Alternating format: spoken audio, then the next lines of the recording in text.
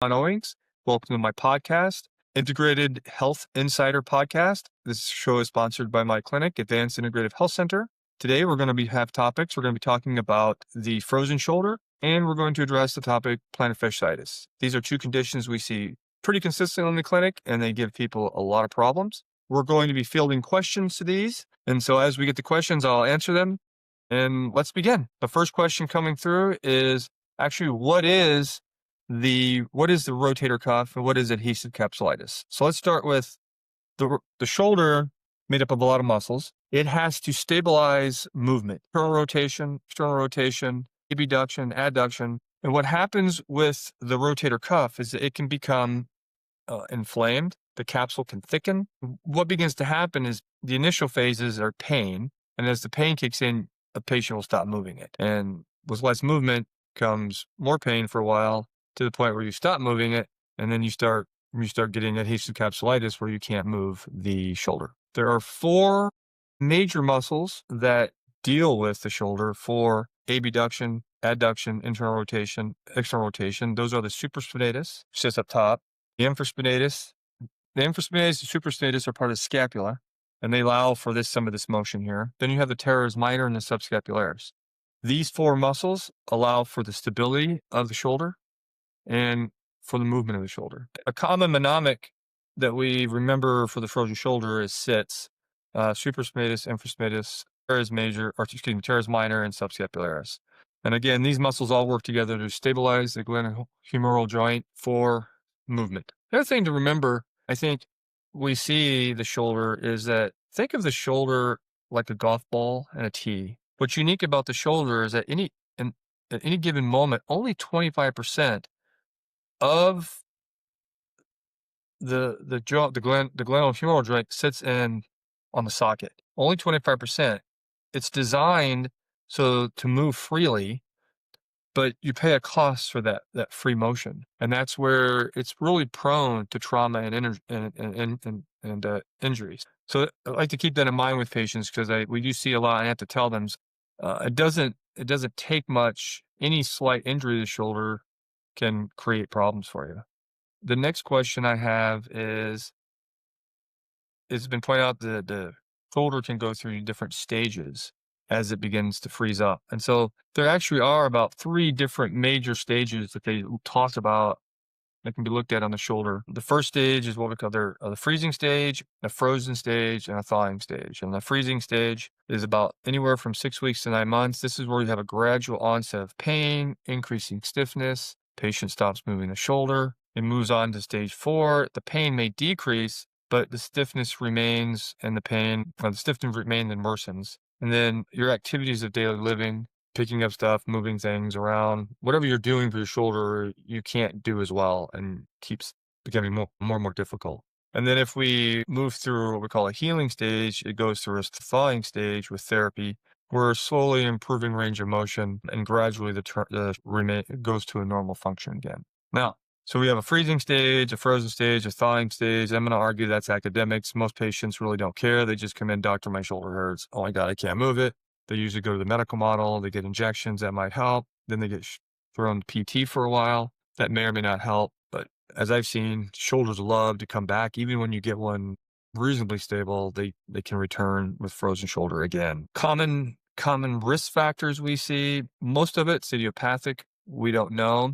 Now, this is where I'm going to take a different avenue, though, because unless a person had direct trauma will cause a frozen shoulder. You'll hurt it, you stop moving it, and then the dysfunction kicks in. So I'm going to argue before I go to the path, there are other reasons a person can be a diabetic, can create frozen shoulders. Thyroid issues can create frozen shoulders. We need thyroid. It's part of getting blood flow to areas. It deals with collagen metabolism as well. There's all kinds of little weird things that can cause it. But when you have no trauma, and I've seen this, and a patient starts having frozen shoulder, I think a more common problem is a brain-based problem. So from a neurological point of view, you can have a hemisphericity in the brain, let's say on the right side, where the postural pathways that stabilize posture aren't working correctly. And then you can start having a decrease in output from the cerebellum on that shoulder where it's not tracking correctly. If it's not tracking correctly, the brain might see it as a threat. And then it can change movement patterns, which will then create and contribute to a frozen shoulder. Trauma to the neck, to the nerves that affect the shoulder can create frozen shoulder. And you can have trauma plus a decrease in output on the side of the brain that can cause frozen shoulder. So all these things kind of stack. And the medical models treatment is, here's your drug therapy for physical therapy for movement, which I've seen work a little bit, but not as well as I like to. And I think a better approach when I'm dealing with fixing a frozen shoulder is, let's look at what the brain's doing. The brain and the cerebellum are linked to the eyes. Let's assess what the visual fields are doing. In the neurology world, we call that saccades, pursuits, fixations. So no matter where I'm working on the body, every new patient coming in, I assess what the vision's doing. Saccades, pursuits, fixations, because they're linked pathways to movement. And you move your arms, you move your hips, you move your knees. All of these areas can have dysfunction because of the poor motor function of the eyes. So when we're trying to fix a frozen shoulder, we make sure that the posture is correct, the eyes are correct. Are there any cerebellar problems? Then we move to the shoulder. And then we can start getting therapy to increase blood flow. We use things like shockwave to unlock the capsule. We use laser therapy to increase blood flow to the area. We will use another device. You don't hear about it much. It's coming on the scene. It's called TECAR, TECAR. That's an acronym. Stands for transfer of energy, capacitive and resistive. So there's two different heads you can use on this device. One's a ceramic head that when it goes onto the tissue, it's using radio waves that conduct through the tissue and increases vasodilation, increases healing to tissue. The resistive head is a stainless steel, which gets into tendons, ligaments, and bone. I do a combination of that therapy on the shoulder while the patient's starting to do range of motion. We follow up that with shockwave and laser therapy, and then we get into specialized soft tissue work that begins to have the brain see the muscles you're working on. So if I have a supraspinatus that's not working correctly, teres minor that's not working correctly, any of those or other muscle stabilizers, muscles have to have tone. And so right away we start asking the question, are they even firing correctly? If not, we have to establish the tone of the muscles as we do the other therapies. And what I have found is when we start stacking these therapies, not doing injections, not doing range of motion, but actually getting in there and getting these muscles to work correctly and doing the therapies, where the medical model will tell you that it can take a year to fix this stuff. I really think I've seen them refer in a matter of weeks when they start, if you catch them early enough. So that's one question. What other treatment options are you? Of course you have physical therapy, you have injections they do, non-steroidal anti-inflammatories, non-steroidal anti-inflammatory drugs, which I don't think work at all. Surgery, which is I advise to please stay away from as much as possible. There are so many other options to fix this stuff. Let's talk about some common causes and risk factors that contribute to this frozen shoulder adhesive capsulitis. One of the biggest ones, of course, is injury. Biggest injury is, of course, shoulder injuries, slips and falls. You can have, of course, when you slip and fall, you hurt your shoulder, you start having reduced movement. The brain, every part of the body is wired for movement. So as soon as you stop moving a joint, it can start to freeze up. You could change then you start changing the structure and motor function. Do that, it increases pain. And then as you increase the pain, you stop moving and it becomes a vicious cycle until the shoulder isn't moving anymore.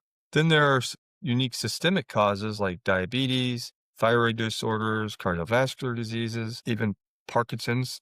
Parkinson's is a movement disorder. So the diabetes, the thyroid, cardiovascular disease, Parkinson's, these are all inflammatory disorders. Note, inflammation in the body is non-specific. That means you can have a thyroid problem, have an autoimmune thyroid, it creates inflammation, and inflammation can go anywhere. And the weakest links in the body can potentially show problems. So people ask me, how can diabetes be a link to thyroid diabetes be a link to shoulder problems or thyroid be a link to shoulder problems? Because these are all inflammatory. Some of them are autoimmune, some are just inflammatory, and it can go anywhere. And if it's the shoulder, you can start having pain. And the reflex is you have pain, so you stop moving it. or you stop doing what you're doing, which is really where the cascade of events start to create more problems, and you start being protective, but the protective mechanism that you're doing leads to the frozen shoulder problems you've got. Age and gender, you see a lot of frozen shoulder statistically between 40 and 60, but you get a small jump as we get older because some of our seniors tend to fall. And we're going to have a whole talk on falling injuries because those are things that need to be fixed on a wellness side. You have to train to be old. We should talk about that. But age and gender, people over 40 tend to have more problems. And for whatever reason, most frequent is it's more frequent in women than men. So we don't actually know all the reasons why that is. It's just statistically we see that more frequently. Any prolonged immobility of the shoulder will cause problems, can trigger frozen shoulder, so a broken arm, a person's had a stroke. If you had to have a surgery on a shoulder but you don't move it, again, that contributes to frozen shoulder. Again, autoimmune problems can trigger, there's autoimmunes that attack collagen, and that can attack the tendons and ligaments, and they create inflammation. Inflammation is not specific, it spreads, and then you have an inflammatory condition that's created for the shoulder. Um, and of course, we always want to talk about what treatments are available to us. And there's a number of treatments all the way from the medical with injections and surgery, physical therapy, which range of motion and stretching, acupuncture. I'm not an expert in acupuncture, so I know that you can do these things called meridians that can have an effect, and you can put needles and heat it up. That's reported to work. Massage therapy, of course, you're doing muscle work. Of course, my favorite is what I do, which is the chiropractic side of it. And the chiropractic side, we don't actually spend that much time adjusting the shoulder as we, from a chiropractic side, neurologically based. I like to look at the neurology of the shoulder, the neurology of the brain, spinal cord, and see if there's missing loops in there that aren't working correctly. You can have injury to the neck, the nerves coming out can have a problem that will compromise shoulder function. So if the muscles aren't firing correctly, they won't move correctly. Abnormal movement can create pain. The cascade begins with a frozen shoulder. You don't see it often, but it's there. You can have head trauma. If a head trauma can create a frozen shoulder because you have tracts that fire down ipsilaterally control posture. If you have a decrease in a hemisphere from a concussion, let's say on the right hemisphere, the tracts that don't go down the spinal cord that control posture could change. It changes, you could start having an internal rotation of the shoulder, changing the carrying angle of the shoulder, or changing the carrying angle of the shoulder. That creates pain, and the cascade begins towards the frozen shoulder. So in our clinic, I focus from a neurological perspective. What are the eyes doing? Eyes are looped to the cerebellum, which is looped to movement. Even poor motor function to the eyes that create aberrant cerebellar function can create frozen shoulder because the eyes want to move, eyes are tracking, eyes that aren't working correctly from a motor point of view, the brain sees it as a threat and creates abnormal movement. This is another possibility. So another kind of question I get is what kinds of activities should a person avoid? When you have a frozen shoulder, there's a tendency to want to force the shoulder into doing movements or be aggressive in stretching. I recommend not doing that. The body therapy should be gentle, no matter what therapy you choose. And there's a lot of different options. From a chiropractic point of view, the therapies we use here from a chiropractic doesn't mean we're adjusting. I'm doing a type of therapy called, again, we use TCAR therapy. That's an acronym, transfer of energy, capacitive and resistive. I'll use like that it's used with radio waves, and I'll use, because it warms up the tissue and increases blood flow to the area, I'll use that TCAR therapy to increase blood flow. Then we'll do gentle range of motion to activate muscles to make sure the muscles are firing correctly. If they're not, we work on getting them to fire correctly. And then there's exercises we can do with the shoulder and engage the eyes at the same time, because these are all linked pathways for movement. And so if we can get the eyes to track correctly while we're doing movement, we call them, complex nonlinear movements. You have a patient look at a thumb or a card and they do figure eights while they track with their eyes. When you're moving that shoulder in a figure eight pattern, it takes the cerebellum and shoulder talk, but you're tracking with your eyes at the same time, creates a loop, and you can train your brain that that's stable, and you can do it in a pain-free range of motion, and you can begin re-educating the brain that the shoulder's moving, and it will decrease pain. We do the same thing with what do they call those things? Cords. Damn, I need help. Can't think what they're called. Goodness gracious. Therabands. Another thing we do was with TheraBands, we find where the pain is pain-free. And first we start, if you want to rehab a shoulder, you start where you find the motion where it's pain-free, where you can move it, and then you move it in that range. Then you can have load the joint and you can load the muscle. And so I'll have a person hold on a TheraBand and I'll hold on counter the restriction and I'll have them move the shoulder in that pain-free range of motion. And it may only be a couple inches or a little bit further, but over time we start increasing the range of motion and then we start going around the clock. Can they move at 12 o'clock, 1 o'clock, 2 o'clock? And you go right down and work to where if they just have pain, you stop, you back off, and you work into that area.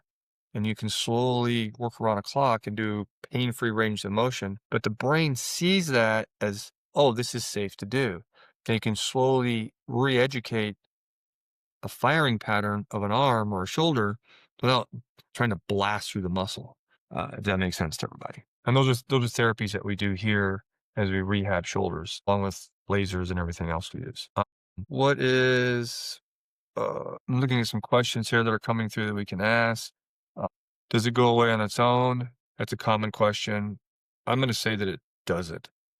Once it starts, sooner a person gets started with rehabbing a frozen shoulder, the better results you're going to have. The longer you wait, remember frozen shoulder, I'll say again, it goes through 4 stages. It goes through that freezing stage where it can go 6 to 9 months where it's just not moving, and then it can freeze. And if it freezes, it gets complicated to the point of needing surgery if you have to. So when a shoulder starts having a problem, the faster you start figuring out why it's having a problem, and in the absence of trauma, you didn't fall on it and you don't have an autoimmune problem like thyroid or type 2 diabetes or any other form, you haven't broken anything. In the absence of trauma, a frozen shoulder is a brain-based problem. It is a movement problem that the brain doesn't understand. When it does that, it creates pain and you'll stop moving it. And then you're trying to figure out what's causing it. And you're thinking, I didn't do anything. We know you didn't do anything because it's a brain-based problem, not a structural problem, which is a different challenge. How does frozen shoulder even begin? The most obvious culprit always is, hey, doc, I was out doing something and I hurt my shoulder. Okay. So there can be a trauma mechanism. Pulling weeds, overstrained it, mowing the lawn, who knows? Slipped and fell. There can be a trauma to it. So it's always one course that you hurt the darn thing.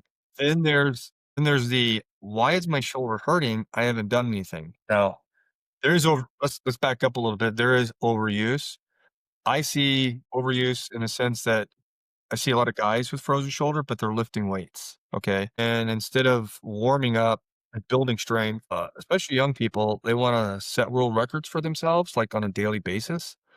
So that's trauma. And, men, young adults trying to grow strength and power too fast can damage the shoulder. So that's where problems begin. You can also, this is a less common one, but I've seen it. A corporate job. You're sitting in front of a computer all day and you're working. Why would that cause a problem? Why would my right shoulder have a problem? So we have to understand that we are creatures that walk and we walk against gravity. And gravity is a universal constant force that affects our entire body. And the brain perceives that gravity and is designed to create motor activity for movement. Now, if you're sitting all day and you're using a mouse, you might have some overuse on a mouse because you're sliding it around.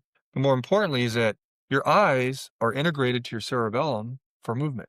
And movement occurs not when we're moving our arms sitting in a chair, it occurs against gravity when we're walking.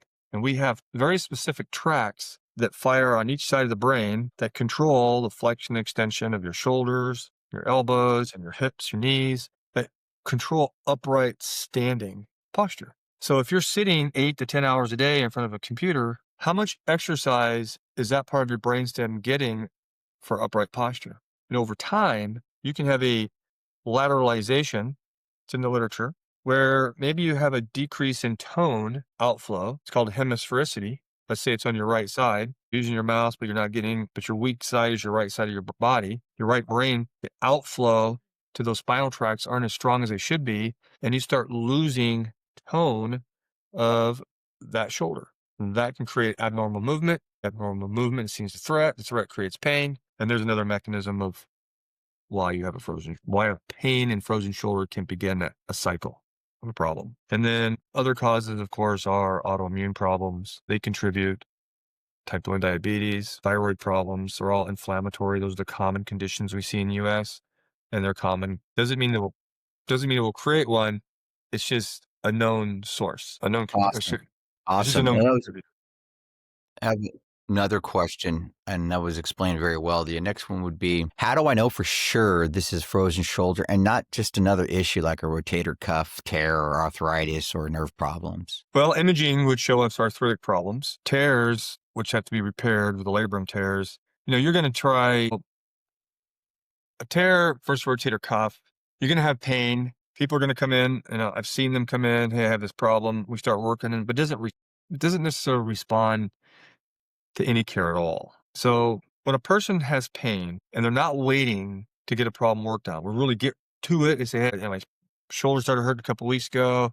I tried XYZ therapies. Is there any trauma? No, we can do therapy. A body will respond to therapy fairly quickly. Something will change. Some metric will change that if they have a frozen shoulder that's starting or it's in pain, and I start doing muscle work, doing laser therapy, we're activating these muscles, we're fixing problems. It doesn't take months of therapy in the early phases to start changing the course of where the shoulder's having a problem at. It changes relatively quickly. The body wants to move, pain-free, and when you put the mechanisms of action to do that, it will change. So a frozen shoulder that's not a frozen shoulder, nothing works. And we don't need, you do a course 10 to 12 visits, nothing's changing. I want to know, why is this not changing? Something in the first 10 to 12, 6 to 12, somewhere in there, something's got to change. If it's not, the little red flag goes up. What's actually going on here?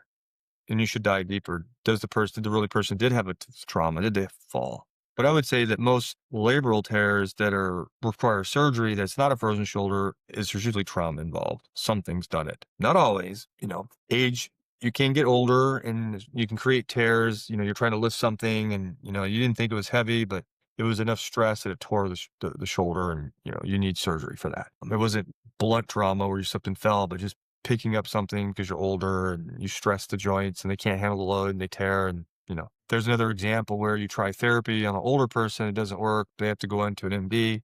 They would get imaging. They can see a small tear from activities of daily living that they did. But that's how you tell the difference. An arthritic one is just taking a picture. Is there any joint space left in the capsule? If it's worn out and bone on bone, I'm good, but I'm not going to fix those either. You need a new shoulder. Awesome. My next question would be, does frozen shoulder sometimes go away, or is it just something that just continues just to get worse? Spontaneous remission of a frozen shoulder, if it's truly progressing along the lines of where it's not moving and it freezes and has to thaw, if you're in pain and you allow it, I would tell a patient, it's likely that it's not just going to go away on its own.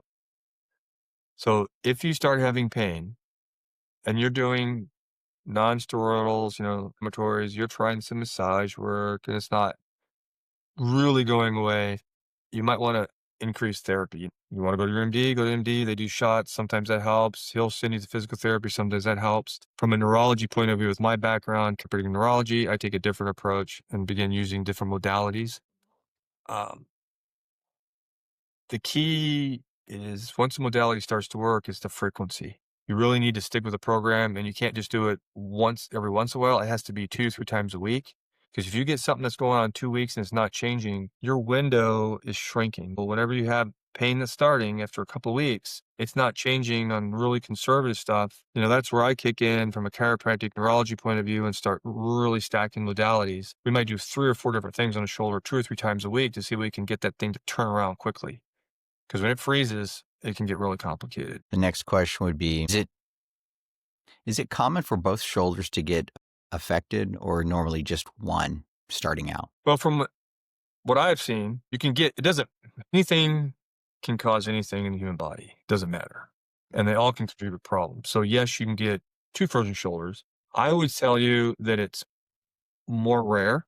Most of the patients I've seen have only had one. If you've got bilateral shoulder problems, I want to know what trauma you had, because trauma is going to be, I think, more common for 2 shoulders than one. But think of a thing like an auto accident, high impact, the driver's got a seatbelt on. There's where you could have an impact affecting the shoulder, but the whiplash injury can affect the neck and the brain. And No direct trauma to the, let's say, to the right shoulder, direct trauma to the left, but the brain dysfunction changes and creates right shoulder, and there's your bilateral shoulder problem. But I would say the vast majority that I see in this clinic are largely, I would say, of traumatic origin, but the person took too long to get care. So always remember when your shoulder starts to hurt, you can do conservative home range of motion. Just don't power stretch it. You can use ice therapy. You can use heat therapy. You can do gentle ranges of motion. Does it go away? After a couple of weeks of that, if it doesn't, you want to be more aggressive in terms of therapy, not to yourself, but different therapies you can do to help the Awesome. shoulder. My next question would be, doctor, is how long does it take for something like this to be healed? I know that everybody is different, but what would you say the average person that comes to you and you help them with frozen Yeah, a common question is how long does it take to actually fix one of these things, or how long do they go on?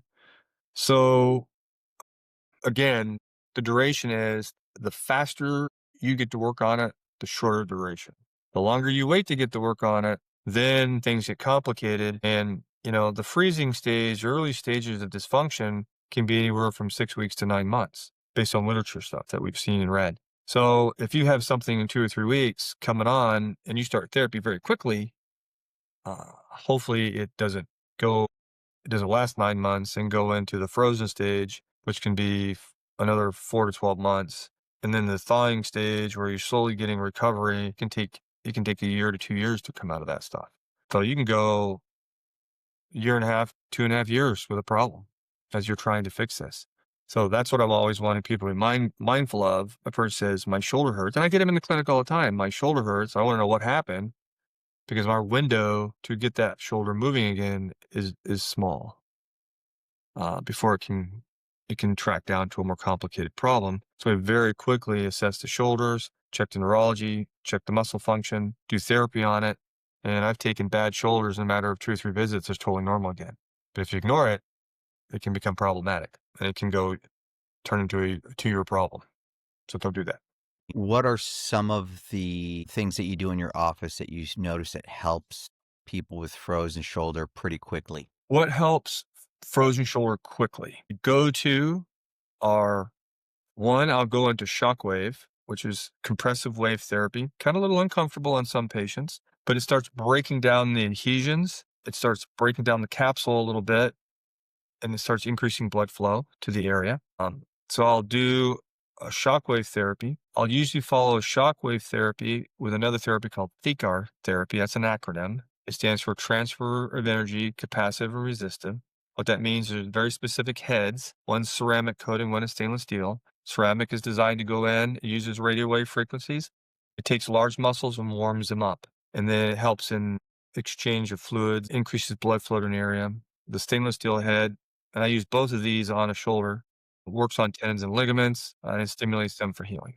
So the shockwave with the THECAR therapy, then I'll utilize a class 4 laser, and then I may use some electrical stem with range of motion, and you can really turn a shoulder around very quickly.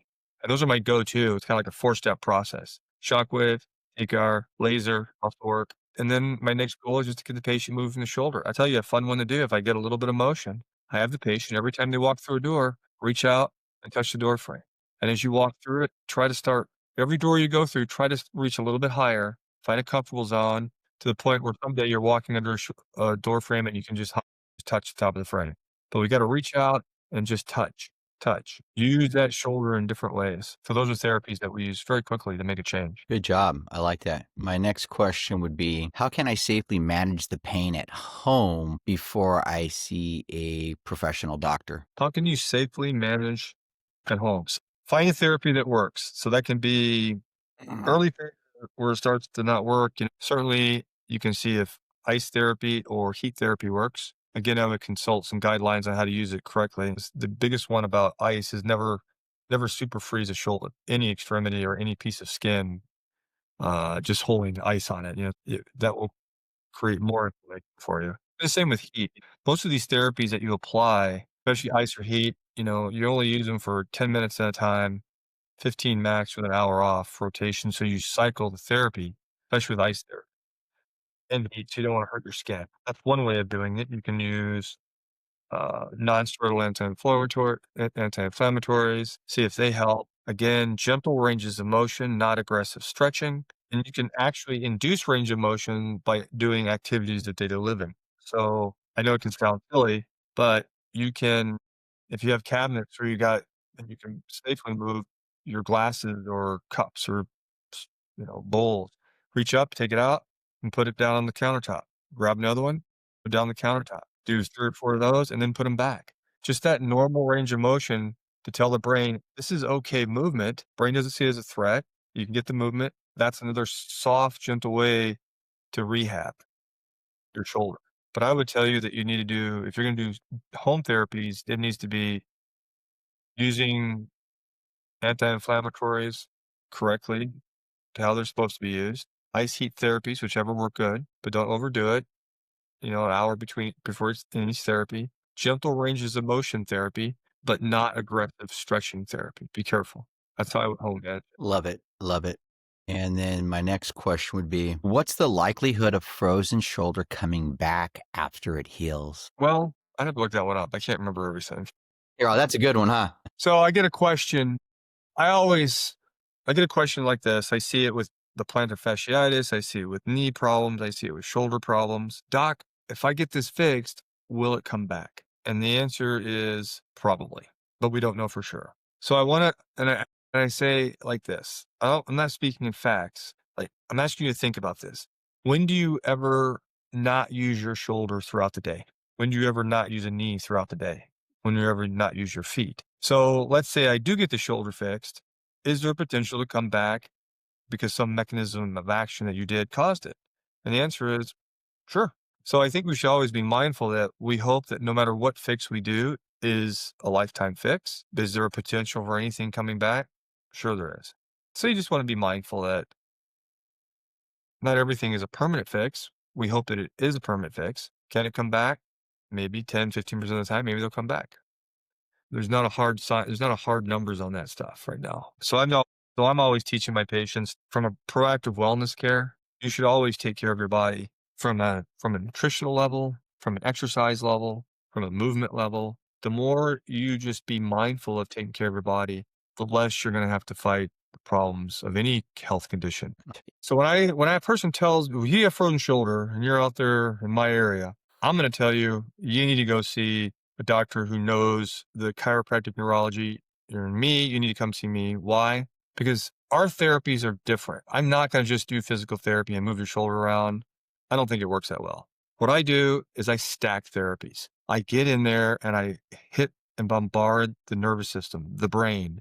You got to tell the brain, hey, I got a problem here and we got to fix it. And so when I'm working on a shoulder, I will do shockwave. I will do TCAR therapy. I will do muscle stem. I will do range of motion work. I will do laser. I will do 5 different therapies. I will do and even another one, PMF, pulse electromagnetic field therapy. I will do PMF therapy.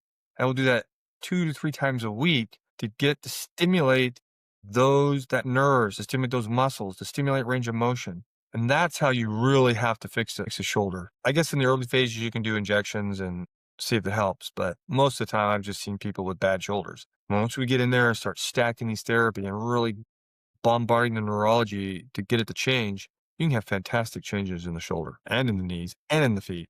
Those are all areas where we'll have talks on all those, by the way. What's the difference between what a medical doctor is going to do, what a physical therapist is going to do, and what a chiropractor like myself trained in neurology is going to do? And they're really different worlds apart. A medical model is really is chained by what the insurance will pay for. Here's your drug. Here's some steroids. If that doesn't work, I'm going to send you to physical therapy. Physical therapy is going to do his range of motion, gross motor exercises. He may have a laser, maybe, and he may have another device called a shockwave, softwave, comes by different names. It's about all they do. And they might have some TENS units and stuff. And then you get us chiropractic neurologists. We're a different breed because one, we tend to be leading edge in technology, and we can talk about some really unique therapies that we use here. But from a chiropractic point of view, I'm not interested in the adjusting side of it. From a neurology point of view, I'm interested in the neurology side of it. I have to look at why is your shoulder not moving? And how can I tell the brain I need that shoulder to move? Because the longer it doesn't move, it's going to go through the phases and it's going to get more painful. It's going to stop moving. You're going to get a frozen shoulder where it doesn't move at all. And then you're going to get into different techniques to release that, which can be surgical, which are going to, be problematic because not all surgery is 100% successful. And so unique to this clinic is I take a neurological perspective. That means that I have to look at the cerebellum. The cerebellum does all accuracy and coordination of movement. The cerebellum loops and links into the eyes because it controls what we call saccades, pursuits, and fixations of the eyes. So just for clarification, the fixation is to be able to look at an object and hold it on your fovea to read, like reading. You have to look at the words and you have to read them. A pursuit is to look at an object and watch it move in space, and it has to be done smoothly. And a saccade is looking at two objects in space. It's a voluntary movement controlled by the frontal lobe. There's initiated there. And it's not quite initiated there, but okay. And the other one is a saccade. And the saccades, where I look right, left on an object. And when I'm doing saccades, I should be going to target A to target B, and I should be on target. And a pursuit, I should be 100% in pursuit. So I should look at an object and watch it move. But when we have poor eye health, we may have jagged pursuits. We don't see that we do it. The brain's trying to correct for it, but the specialized equipment we use here called a right eye, we can see the variations in movement. Why is that important? Because if your eyes aren't tracking or saccading or be able to fixate, it can create abnormal movements for the other parts of the body. Cerebellum has to deal with that. If I'm moving my shoulder, the muscles that move the shoulder feed into the cerebellum. And if I'm reaching for something, my eyes are seeing it. The eyes aren't tracking correctly. Cerebellum has to refine the motor movement. And if it's not doing it correctly, you can have pain. And you can create a cascade of problems associated with this. You can have a hemisphericity problem, right brain hemisphericity, or a left brain, where it's just not firing downstream very correctly to its postural. There's quite a few different postural mechanisms that allow us to stand upright. That's under autonomic control, but there's ipsilateral tracts on each side of the brain that control that. And there's flexors and extensor tracts on each side. That means flexion, extension, bending backwards, forwards, moving back and forward. Well, there's tracts that control the shoulders, the proximal muscles, and the hips and the knees. But if the brain isn't moving correctly and the eyes aren't moving correctly, it creates threats that alter movement that can create and drive pain and create foot problems, knee problems, and shoulder problems, and be a source of frozen shoulder. Unique to ours is that as a chiropractic / neurology in training, always in training, never stop, I look at the body not as, gee, what's your shoulder problem? I look at okay, what's your shoulder problem? But what's the cerebellum problem? What's the eye problem? What's the brain problem? Is there any problem there? All of them have a problem? Because if you're going to work on the body, fix it all. Because the downstream effects are globally profound changes on the entire body. And as a nutritionist doing metabolic work, I also look at the metabolic side of the body because you can have inflammatory states of nutritional status. And your MDs and most of your physical therapists don't look at any of this stuff. But are you a type 2 diabetic? Are you a type 1 diabetic? Do you have autoimmune? Do you have blood sugar dysregulation? Are you anemic? All of these contribute to inflammation that can drive any condition in the body. Doesn't matter what it is. Some people get shoulder problems. Some people get knee problems. Some people get feet problems. Some people get a host of metabolic problems. And some people get 2 or 3 different issues. And what is the research? 42% of the U.S. population has one chronic long-term health condition. 50% of the U.S. population is obese. All of these create inflammation, and most all of them, 15 to 20% of the population, have 2 major health issues they're dealing with. Usually one of them is caused by some primary inflammatory condition they've got going on that's driving a second one. And so that's what separates me being different than a chiropractor, as a chiropractic neurologist and chiropractic functional medicine. I'm integrating all these into one therapy and looking at this body. What is the story it's trying to tell? Not just the blinking red light.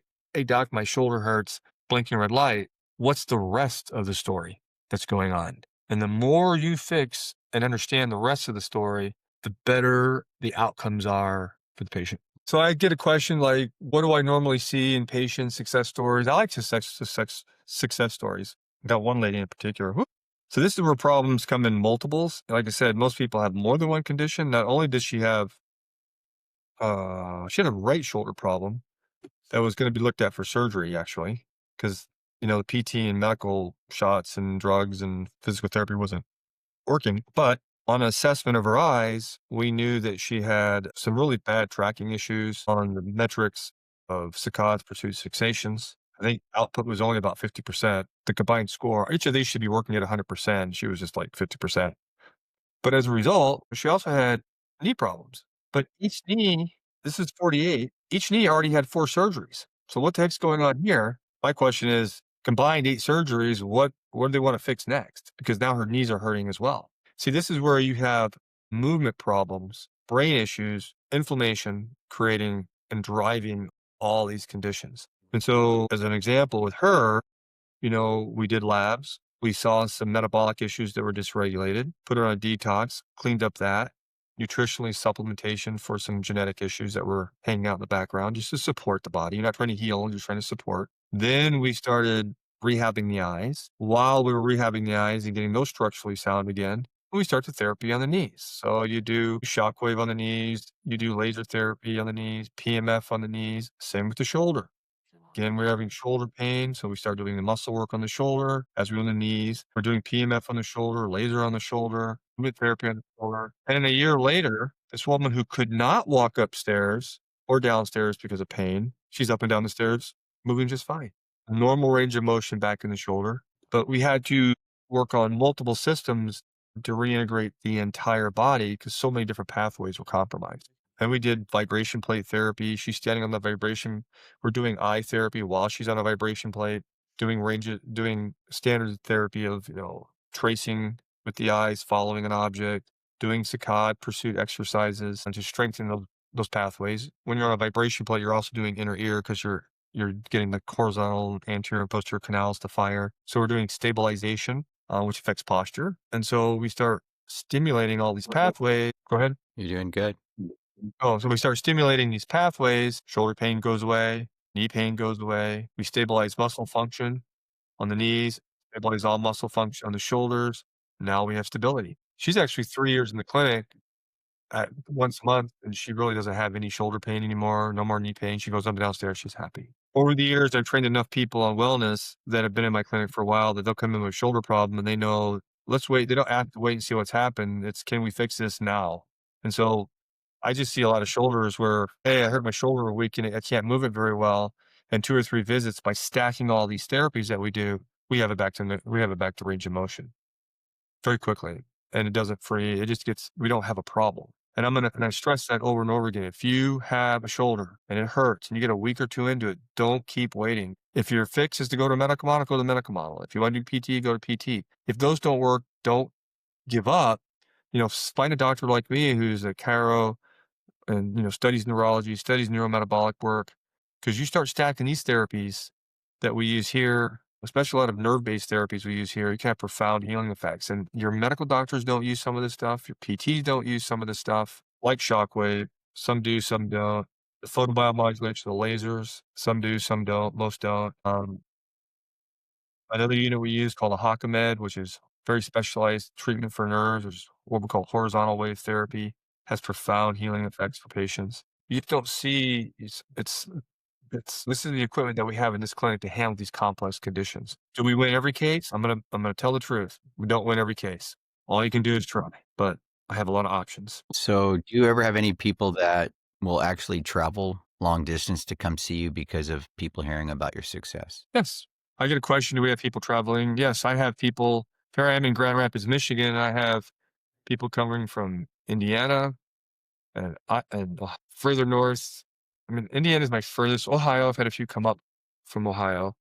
I have them traveling hour and a half plus away from the smaller cities because I'm not just a chiropractor. That's the hardest part to realize is that, yes, I'm trained as a chiropractor, but not all the chiropractors have a neurology background. Even few have all the equipment. So my unique niche here is that I invest heavily into technology to help people change, and I invest heavily into studying as a lifestyle habit of getting the knowledge that we need to solve these problems and continue to this day to take courses, I think rather aggressively. So we do have people traveling all around to come in to see us. This is kind of a deep question. What's the difference between a chiropractor and a chiropractor neurologist? Why is that chiropractor neurologist different than a neurologist, a medical neurologist? on why is he different than a general practitioner in medicine.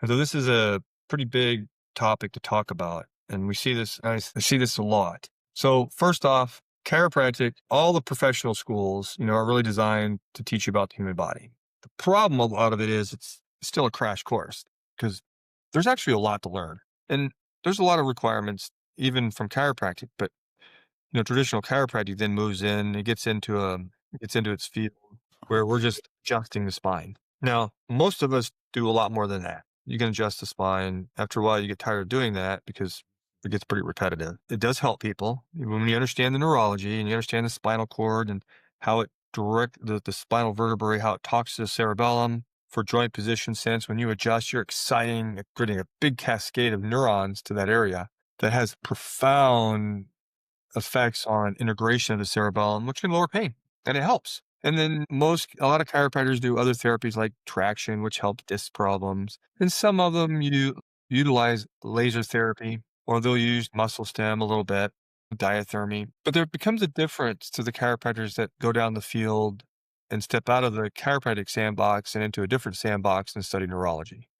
Because those are postdoctoral degrees. And there's a lot of ones in different fellowships you can do that most of them are all the main one that I'm in, and a lot of the chiropractors do. They have fellows and boards in neurology or the 300-hour programs. Those are a couple of years of postdoctoral training, which really is, hours of reading daily on top of the lectures you have to attend, and then the board exams, which are difficult. But when you look at the body through the lens of a neurology, you're now looking at sensory and motor. You're looking at, well, I'm not going to go into here, but you're looking at the thalamus, the basal ganglionic function, all the descending tracts and ascending tracts, all the neurons, cranial nerves that sit in the midbrain there, the brainstem area where you got the mesencephalon, the pons and the medulla, all the neural tracts that lay in there, the vision pathways, the sound pathways, the smell and taste pathways, how they all integrate. Sometimes you have to get access. If you're going to work on someone and you want stability, sometimes the therapies we do don't work and you have to figure out how to get access to the nervous system. Well, if you're just trained in chiropractic and you haven't jumped into deeper neurology, you don't know how to do that. You can access through the eyes. You can do eye movement that kind of effect on shoulder movement. If I've got a bad shoulder, I can do eye therapy to see if I can decrease pain in the shoulder. I can use smell. I can use taste. I can use sound. I'm just looking for a therapy that allows me to do, something X that I need to accomplish. If I need a patient to lift a shoulder and he's in pain, are the eyes part of that pathway? Can I have them look up, down, turn the head a certain way? Does it allow for range of motion? Can I do sound in an ear? Does that make a change? Does the smell make a change? Whatever gives me access to that nervous system to create a change that I'm looking for in whatever I'm working on. It takes a lot of training to understand that knowledge base. Now, and that's the difference. And then between chiropractors and neurology chiropractors. And then the neurology chiropractors have a lot of extra training. Some of us will take a lot of classes in concussion. I know those are out there. I haven't tracked on those yet, but those are 200-hour programs. There's just nothing but concussion injuries. A fascinating level of research. My preference is classical neurology and neurometabolic stuff. So I have hundreds of hours in neurometabolic stuff for heart disease, high blood pressure, Alzheimer's, Parkinson's, dementia, weight issues, gluten intolerances, autoimmune problems. Again, we're not trying to cure stuff, we're trying to do lifestyle intervention that's driving these pathways to be inflamed. And so I understand what they are. And then we come together with grounded lifestyle changes and nutritional support to see if the body will initiate a healing response on its own. And we do work with MDs, and the goal is to help a person get well so they can live, life without limits.